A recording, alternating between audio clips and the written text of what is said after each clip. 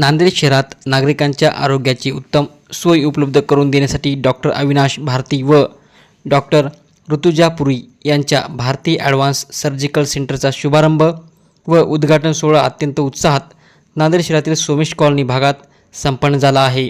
विश्वास तुमचा, काळजी आमची हे ब्रीदवाक्य घेऊन हे नवीन सेंटर सुरू करण्यात आले आहे। या सेंटरचे उद्घाटन हरिभक्त पारायण नागोराव पाटील आलेगावकर महाराज व हरिभक्त पारायण सोपानराव पांचाळ महाराज यांनी केले। या ठिकाणी मूळव्याध, भगंदर यांसारख्या आजारावर अत्याधुनिक पद्धतीने उपचार तसेच सर्वसाधारण शस्त्रक्रियांची सुविधा उपलब्ध आहे। तसेच रूट कॅनलसह दातांच्या सर्व प्रकारच्या उपचारांसाठी सुविधा उपलब्ध आहेत। या उद्घाटन सोहळ्यास परिसरातील नागरिक, वैद्यकीय क्षेत्रातील मान्यवर आणि समस्त भारतीय परिवार मोठ्या संख्येने उपस्थित होता। आज 20 तारखेच्या अनुषंगाने भारती सर्जिकल सेंटर कला मंदिरच्या मागे सोमेश कॉलनी येथे आज उद्घाटन सोहळा होत आहे। या उद्घाटनाला आपल्याकडे आलेगावकर महाराज यांच्या हस्ते हा उद्घाटन सोहळा पार पडलेला आहे। माझं नाव डॉक्टर अविनाश भारती आहे आणि मी ॲनोप्रोक्टोलॉजिस्ट आहे। आपल्याकडे लेझरद्वारे ॲडव्हान्स मूळव्याध, भगंदर आणि फिस्टुलामध्ये आपण ह्या लेझरचा उपयोग करतो। त्याचबरोबर आपल्याकडे हर्निया, अपेंडिक्स आणि शरीरावरील अनेक प्रकारच्या गाठी यांची सुद्धा शस्त्रक्रिया केली जाते, तेही अत्यंत अल्प दरामध्ये आपण करतो।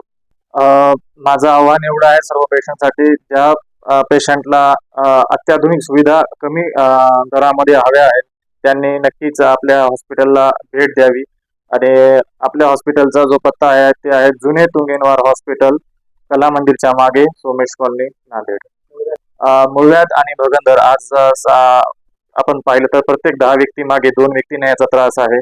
तर त्यासाठी आपल्याला कमीत कमी दिवसातून 3 ते 4 लिटर पाणी प्यायला हवं।